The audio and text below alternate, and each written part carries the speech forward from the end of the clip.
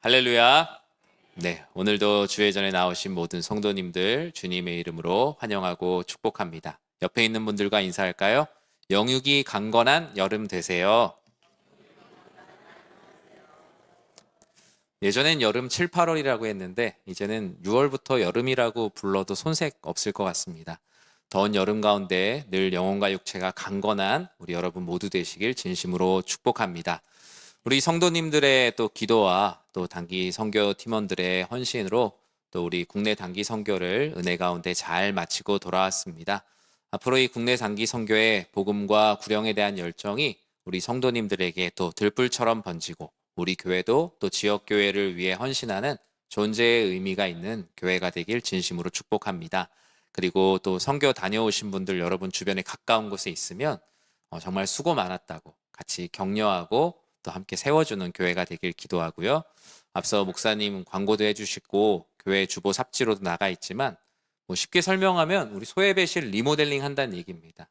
이제 저 공간이 예배실뿐만이 아니라 우리 성도님들이 예배 끝나고도 또 카페처럼 같이 이렇게 모여서 교제할 수 있는 좀 다양한 목적을 가진 공간으로 바꾸어 가려고 해요. 뭐 당회나 기획위원회에서 많은 의견들을 가지고 어느 정도 준비는 해놨지만 그래도 우리 성도님들께서 생각하시는 의견들을 같이 추합해서 시작을 하려고 합니다. 단순한 공간을 바꾸는 것을 넘어서 저는 교회의 100년 대계를 꿈꿉니다. 앞으로 교회 100년을 위해서 우리가 공간을 또 바꾸어 가야 되는 일, 사역을 만들어 가야 되는 일, 많은 일들의 첫 단추를 깨는 시간이라고 생각하고 많이 기도해 주시고 응원해 주시기 바랍니다.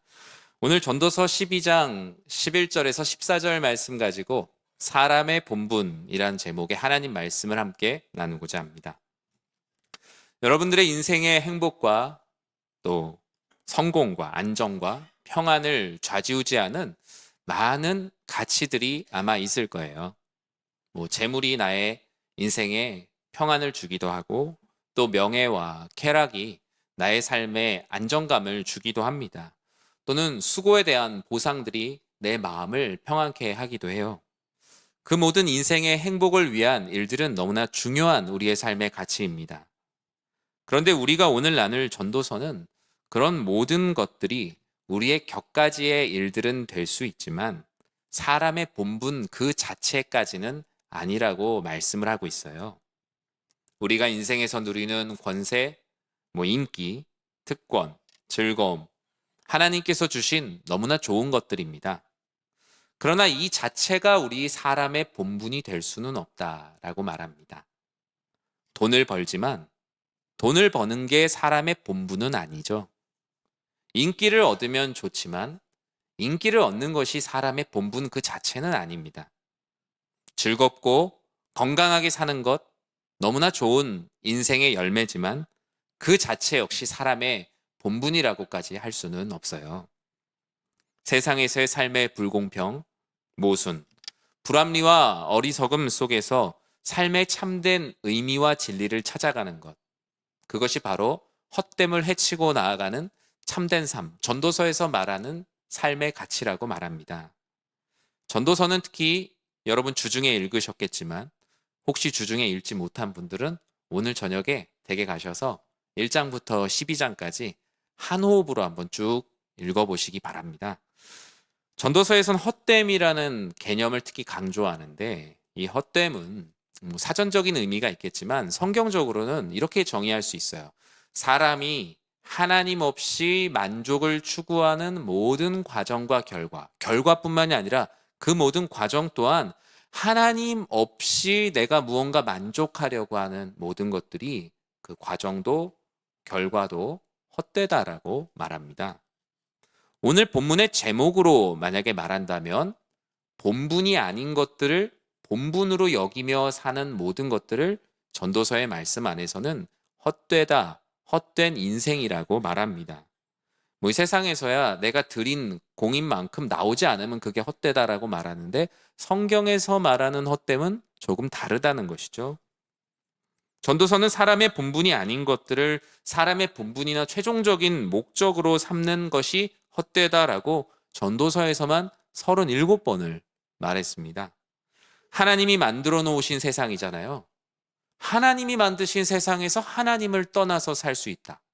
그것만큼 헛되고 허무맹랑한 일이 있을까요? 그런데 사람들은 거기에서 떠나서 저마다의 영역과 나라를 구축하며 가치 있는 삶을 살 수 있다라고 말하는데 하나님이 그것만큼 헛된 것은 없다. 이 전도서의 말씀을 통해서 우리들에게 주고 계세요. 2장 24절에 보면 바로 이렇게 말씀하시죠. 같이 한번 읽어볼까요? 사람이 먹고 마시며 수고하는 것보다 그의 마음을 더 기쁘게 하는 것은 없나니 내가 이것도 본즉 하나님의 손에서 나오는 것이로다. 아멘. 솔로몬은 말했어요. 먹고 마시고 수고하는 것보다 중요한 게 있나? 그런데 그것 또한 하나님의 손에서 나온 것이지 우리 손에서 나온 것이 아니더라. 우리가 하려고 하니까 모든 것이 헛되다라고 말합니다. 하나님은 그것이 너의 본분이 아니라 너희들은 하나님의 손으로부터 나오는 것, 하나님의 손에서 시작하여 사람의 손에 주어지는 것만이 진정한 삶의 본분이요 행복이라고 말하는데요. 그러면 오늘 본문에서 말하는 하나님의 손에서 나와서 우리 손에 쥐어주시는 사람의 본분은 무엇일까? 우리 11절 말씀을 다시 같이 한번 읽어볼까요? 지혜자들의 말씀들은 찌르는 채찍들 같고 회중의 스승들의 말씀들은 잘 박힌 목 같으니 다 한 목자가 주신 바이니라. 아멘. 오늘 전도서 말씀은 사람의 본분을 두 가지로 말하고 있는데요. 첫 번째는 말씀을 가까이 하는 것이 사람의 본분이라고 말씀합니다. 본분이 무엇입니까? 사람이 저마다 가지는 본래의 의무나 본래 해야 되는 일, 본래에 맡겨진 일을 본분이라고 하죠. 본분은 비록 내가 그 본분을 다하고 있지 못하다 할지라도 그 본분이라는 이상향을 향해 방향성을 가지고 살아갈 수 있도록 주어져 있는 표대와 같습니다. 이 세상 모든 사람들이 하나님의 말씀을 가까이 하는 것이 사람의 본분이지만 사람의 본분을 다하며 살고 있지는 않아요. 돈을 가까이 하며 사는 이들도 있고 쾌락을 가까이 하는 것이 사람의 본분이라고 여기며 즐기는 사람도 있고요. 하고 싶은 일을 가까이 하는 것이 사람의 본분이라 여기는 이들, 또는 하기 쉬운 일, 나에게 유익이 되거나 나에게 피해가 되지 않는 것들을 가까이 하는 것이 나의 본분이라고 생각하며 살아가는 시대입니다. 세상은 그것이 마치 사람의 본분인 것 마냥 말해요. 그런데 세상도 좀 자신이 없는 것 같아요. 왜냐하면 무언가 마음 가운데 속된 말로 캥기는 것이 있는 것 같아요. 여러분, 자녀들에게 혹시 이렇게 교육하는 분 있나요? 여러분 생각 가운데 정말 돈이 최고야. 돈만 있으면 뭐든지 할 수 있으니까 내 삶의 다른 것 다 무너지더라도 돈이 있으면 다시 시작해 볼 수 있는 것 아니야? 돈이 하나님처럼 여겨지는 부모된 사람도 유치원 된 아이가 예를 들어 동요를 부르고 있어요. 그런데 아이에게 가서 야, 너 이런 거 부를 시간에 돈 벌 궁리나 해 라며 가르치는 분은 없어요. 왜죠?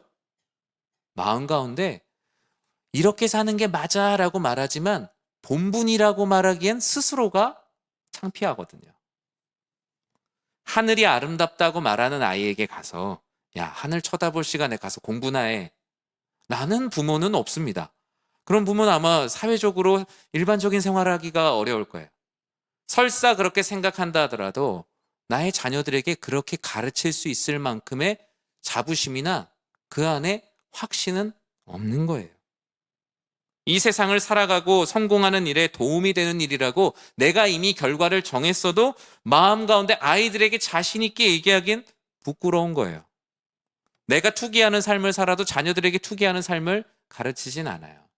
내가 편법으로 세상에서 성공하는 삶을 살아도 자녀들에게 편법으로 세상을 살아가는 법을 가르치는 부모는 없습니다. 그러나 하나님께서 말씀하신 사람을 창조하실 때의 본분은 우리 자녀들에게 말해도 부끄럽지가 않아요. 오히려 그것을 가르칠 때 내 안에 자신감과 자부심이 막 뿜뿜 솟아나요. 와, 내가 이런 사람이었다니. 내가 이런 신앙을 가지고 있는 사람이었다니. 생각해 보세요. 자녀들을 앉혀놓고 얘기합니다.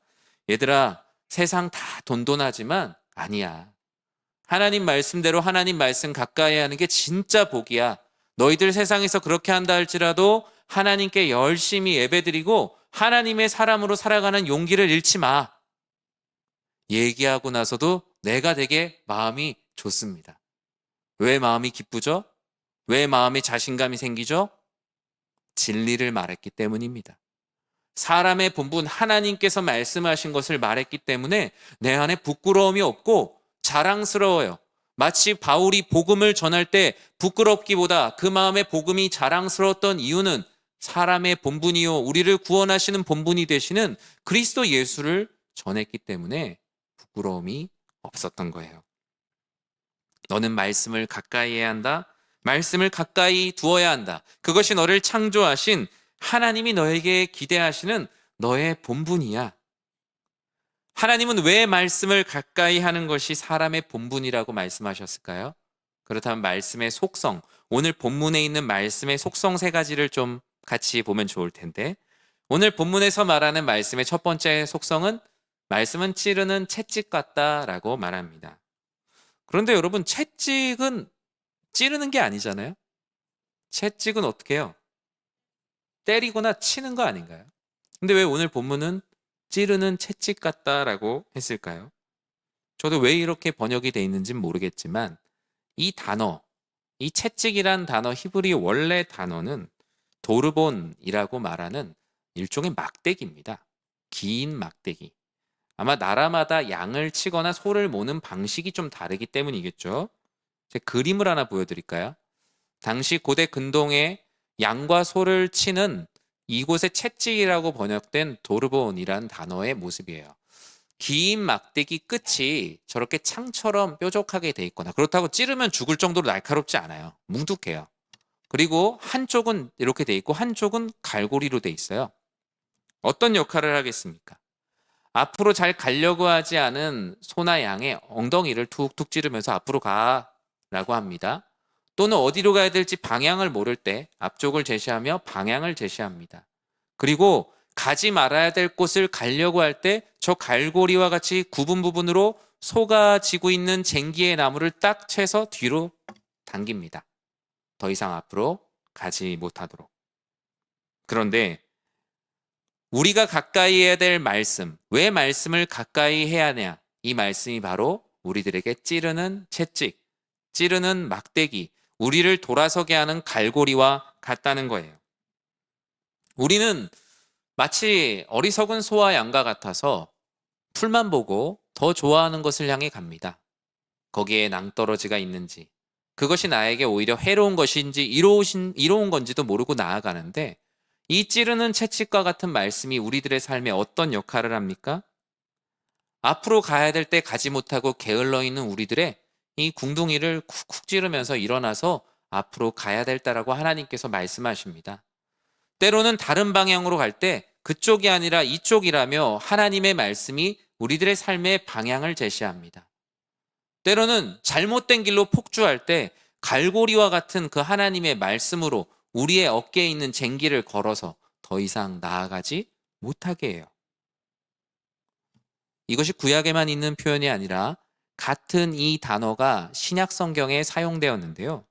사도행전 26장 14절에 보면 이와 같이 말하고 있습니다. 우리 같이 한번 읽어볼까요? 우리가 다 땅에 엎드러짐에 내가 소리를 들으니 히브리 말로 이르되 사울아 사울아 내가 어찌하여 나를 박해하느냐 가시채를 뒷발질하기가 내게 고생이니라. 사도행전 26장 어떤 말씀이죠? 바울이 자신이 하나님을 믿고 완전 변했잖아요. 근데 복음을 전하는데 사람들이 두 가지를 궁금해했어요. 저 사람은 예수님을 핍박하던 사람인데 예수님 전하는 거 보니 저거 함정수사 아니야? 저렇게 전하다가 같이 믿자 그러면 잡아서 가두려고. 왜냐면 사도 바울의 별명이 탈곡기였거든요. 그것도 철로 만든 탈곡기. 나무로 만든 게 아니라 탈탈 털어버리는 탈곡기라는 별명을 갖고 있었어요. 근데 그런 사람이 예수님을 전하니까 같이 믿자고 해서 한꺼번에 쌍끌이로 묶어갖고 다 어디 보내려는 거 아니야? 라는 의심이 있었어요. 그리고 두 번째는 본인이 뭔데 예수님을 전하냐는 거예요. 예수님 제자도 아니었잖아요. 12제자 중에 같이 있었던 거 아니잖아요. 그래서 사도행전 22장과 26장을 보면 내가 왜 사도로서 부름을 받았고 내가 왜 예수 그리스도를 전하게 됐는지에 대한 사도권 변호와 개인 간증을 합니다. 그 중에 이 26장의 이야기가 있어요. 예수님께서 자신을 다메섹 도상에서 부르셨을 때 이야기를 합니다. 사울아 사울아 내가 어찌하여 나를 박해하느냐라는 예수님의 음성을 저는 들었습니다. 근데 이 뒤에 있는 이야기가 있는 거예요. 사도행전 9장에는 안 나오는 그 이야기. 예수님께서 나를 박해하느냐 하시고 뭐라고 하셨냐면 가시채를 뒷발질하기가 내게 고생이니라. 이 말씀이 뭐냐면 가시채가 아까 얘기한 그 막대기예요. 고드라는 단어예요. 내가 너에게 이리 가라라고 너는 나의 뜻을 따라 살으라고 내가 너에게 지금 말씀으로 널 찌르고 있는데 그것을 거부하며 뒷발질을 하고 있었다는 거예요. 그런데 예수님은 오히려 뭐라 그러세요? 내가 말씀대로 너에게 살라고 가르치는데 너가 뒷발질하다가 여기에 찔려갖고 너가 더 고생이구나.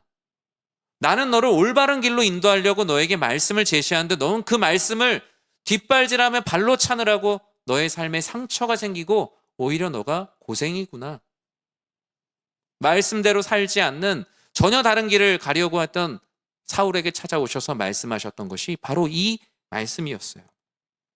저는 사랑하는 성도님들이 하나님 아버지께서 때로는 일어나라고 찌르실 때는 일어나는 사람, 잘못된 길을 갈 때는 갈고리로 잡아챘을 때 그 자리에서 멈출 수 있는 사람, 그와 같은 우리 찌르는 채찍의 은혜를 경험하는 모두가 되시길 주님의 이름으로 간절히 축원합니다.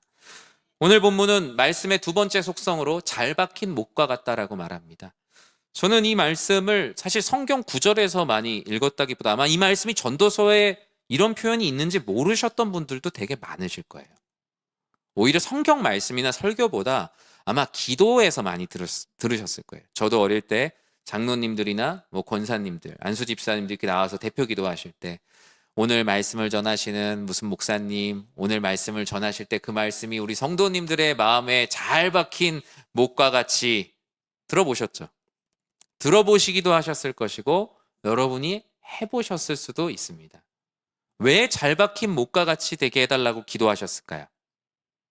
왜 그렇게 기도하셨을까요? 그 말씀이 성도님들의 마음에 흔들리지 않게 다 꽂힐 수 있게 해달라고 우리는 잘 박힌 목과 같이 말씀이 전해지고 들리게 해달라고 기도해요. 근데 이 잘 박힌 못에는 그 의미뿐만 아니라 하나가 더 있어요. 여러분 중요한 물건을 걸어둘 때 헐거운 곳에 걸어두는 사람이 있습니까? 흔들리지 않고 걸어둬도 떨어지지 않을 만한 곳에 중요한 것들을 걸어둡니다. 잘 박힌 목과 같다라는 것은 하나님의 말씀만이 너희의 인생을 걸어둬도 흔들리지 않는 유일한 진리라는 말씀이에요. 이 세상의 다른 가치들, 내 명예라는 옷걸이에 나의 인생을 걸어보고 재물이라는 옷걸이에 나의 인생을 걸어보지만 바람이 불고 흔들리면 다 무너져 버린다는 것입니다. 하지만 하나님의 말씀만은 그 모든 것과 다른 잘 박힌 목과 같아서 우리의 인생, 우리의 진로, 우리의 건강, 우리의 꿈, 우리의 사명, 그 어떤 것을 걸어놓아도 떨어지지 않는다는 것이죠. 저는 우리 사랑하는 성도님들의 삶이 잘 박힌 목과 같은 말씀, 우리를 구원하시는 그리스도 예수께 인생을 걸어놓는 삶이 되시길 주님의 이름으로 간절히 축원합니다. 오늘 본문의 말씀 세 번째 속성으로 이 말씀은 한 목자, 우리를 구원하신 그리스도 예수로부터 왔다라고 말씀합니다. 시대마다 시대를 주도하는 시대 정신이 있어요. 세상을 주름잡는 가치가 있고 유행이 있습니다. 그러나 그 모든 것들은 수많은 사람들의 의견과 수많은 가치와 수많은 우연들의 집합, 모음집일 뿐이에요. 그러나 하나님의 말씀은 사람들의 생각을 모아둔 것이 아닙니다. 다수결로 결정된 것도 아니에요. 분위기에 맞게 유행하는 말들을 모아둔 것도 아닙니다.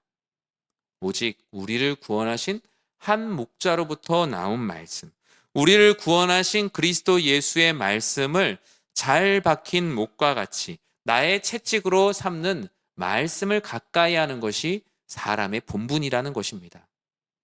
오늘 본문은 두 번째로 사람의 본분을 말하고 있어요. 앞서 이야기한 여러 가지 많은 것들을 이어서 말씀의 경계를 받으라고 말하는데 12절 말씀 같이 한번 읽어볼까요? 내 아들아, 또 이것들로부터 경계를 받으라. 많은 책들을 짓는 것은 끝이 없고 많이 공부하는 것은 몸을 피곤하게 하느니라. 아멘. 말씀으로부터 경계와 인도함을 받는 것이 사람의 본분이죠. 성경은 그런데 말합니다. 많은 책들을 짓는 것은 끝이 없고 많이 공부하는 것은 몸을 피곤하게 한다. 예전에 소위 덮어놓고 믿는다라는 말을 많이 했어요. 이게 하나의 우미나 정책은 아니었지만 교회 안에서 말씀은 목사님이 다 공부하고 성도님들은 그저 듣고 따르라라는 덮어놓고 믿었던 시대들이 있었지만 많은 부작용을 낳았습니다.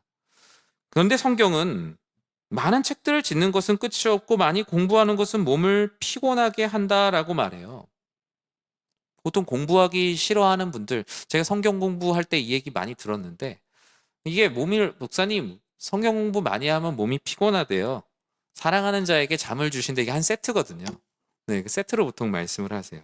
근데 그 앞부분의 강력한 전제를 말씀하지 않으세요. 많은 책들을 짓는 것은 끝이 없고 많이 공부하는 것은 몸을 피곤하게 한다라는 말씀 앞에 뭐가 쓰여져 있죠?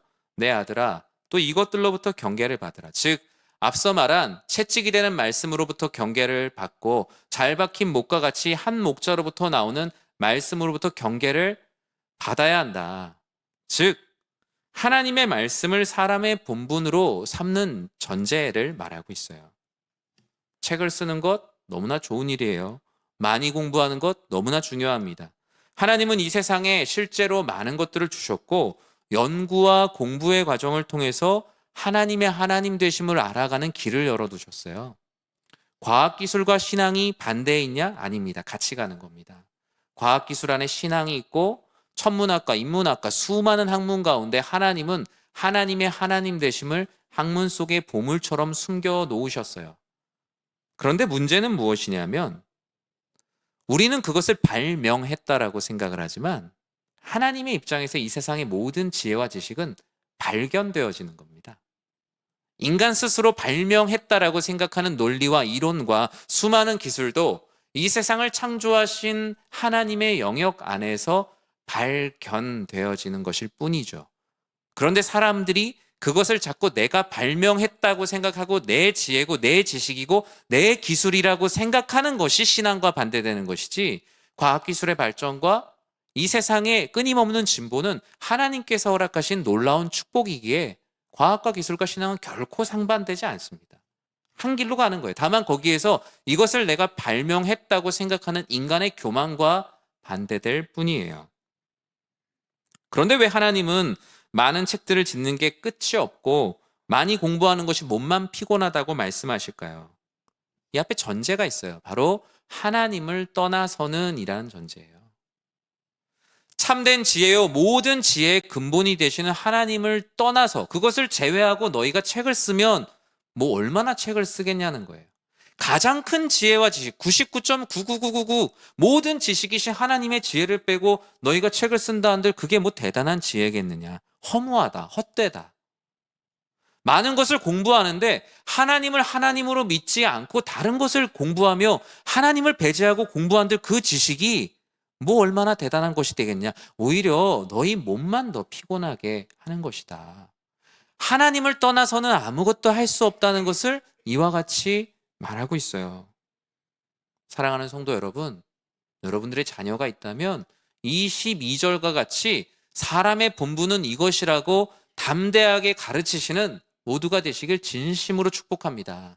이번 중간고사 점수 80점 맞아서 70점 맞아서 벌벌 떠는 아이들에게 가서 사람의 본분은 거기에만 있는 것이 아니라고, 하나님을 아는 것을 더 열심히 하고 인생 가운데 있는 시험 점수 안에서도 너희가 시험만 보는 게 아니라 그 안에서 하나님을 알게 되는 것이 훨씬 더 중요하다고 말씀해 보세요. 여러분의 신앙이 더 단단해집니다. 여러분의 하나님을 아는 지식이 더욱더 깊어져요. 자녀뿐만 아니라 내가 더 성령 충만해지는 것입니다.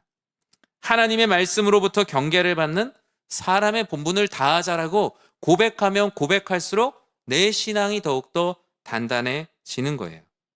저는 사랑하는 성도님들의 모든 수고가 헛된 수고가 되지 않도록 오직 하나님을 의지하는 사람의 본분을 다하시길 주님의 이름으로 간절히 축원합니다. 오늘 13절에는 사람의 본분 그 두 번째를 말하고 있는데요. 우리 13절 말씀 같이 한번 읽어볼까요?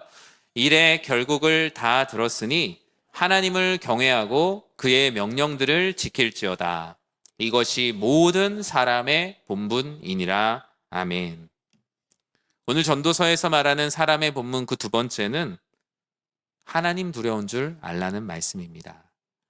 하나님을 경외하고 이렇게 쓰려고 하다가 제가 그냥 저렇게 썼어요. 하나님 두려운 줄 알아야 된다.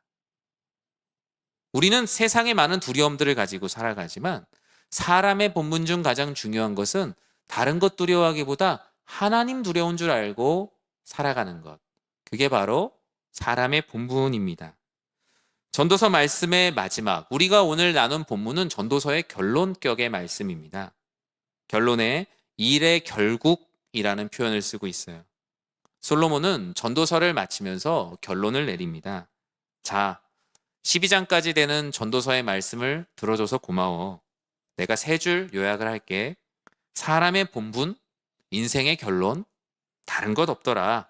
하나님 두려운 줄 알고 그 두려운 하나님 말씀 지키는 게 사람의 본분이야. 인생 다른 것 없단다. 라는 것이 전도서의 결론이에요.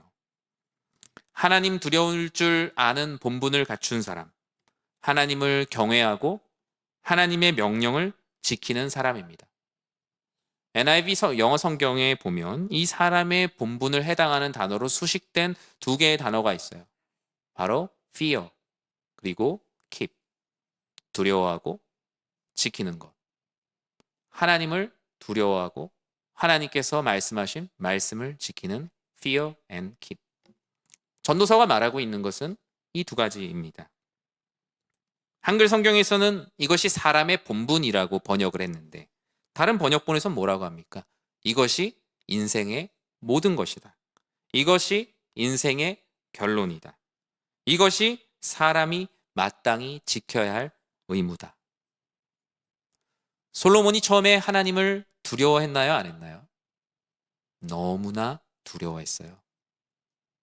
왕이 되었을 때 얼마나 그가 두려웠는지 내 안에 지혜와 경험까지도 다 사라지길 바랐어요. 행여나 하나님의 일을 내가 해온 지식과 지혜와 경험과 연수와 나의 스킬로 하나님의 일을 할까봐 두려워했어요. 그래서 하나님께 어떻게 기도했죠? 하나님, 제 안에 있는 지혜는 없어도 됩니다. 그저 하나님의 지혜를 듣는 마음만 저에게 주십시오. 저의 지혜가 내일 쌓여서 제 경험이 되지 않아도 좋으니 그날 주시는 말씀을 듣는 마음, 순종하는 마음만 저에게 주십시오. 하나님의 마음은 너무나 기뻤어요. 정말 자신의 지혜와 경험을 자랑하지 않고 진실함으로 하나님의 뜻을 행하려고 하는구나.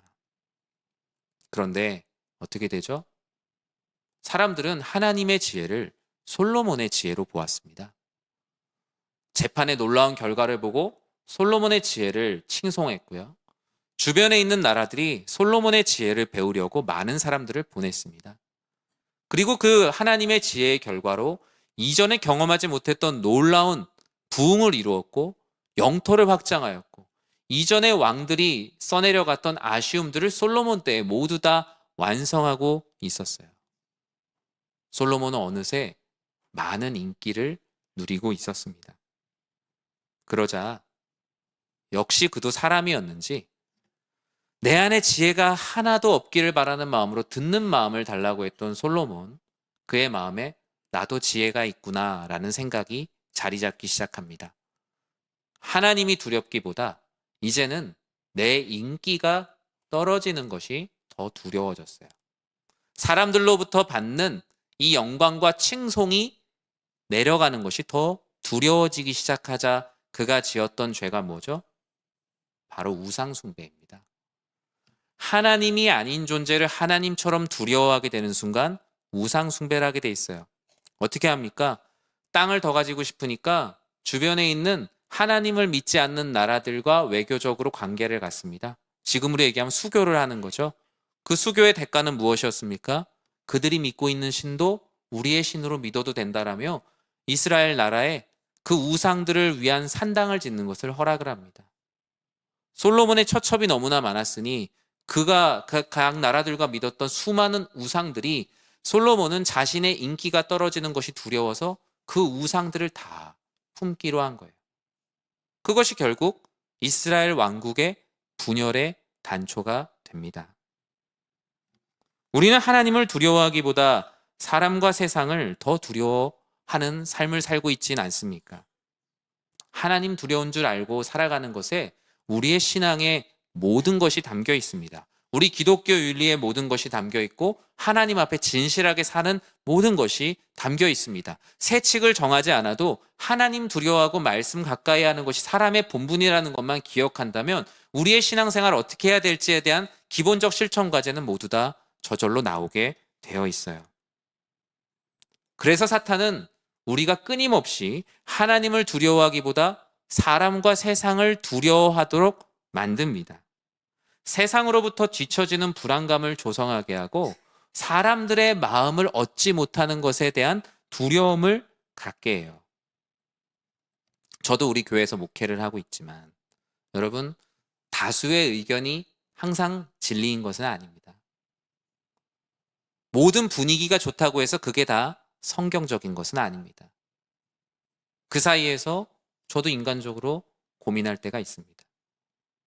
그런데 제가 만약에 성도님들의 입맛에 맞는 목회만 하기 위해서 다수가 좋아하는 것만 계속해요.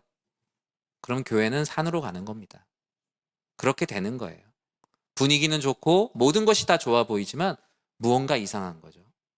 무언가 우리가 교회다운 모습이 맞나?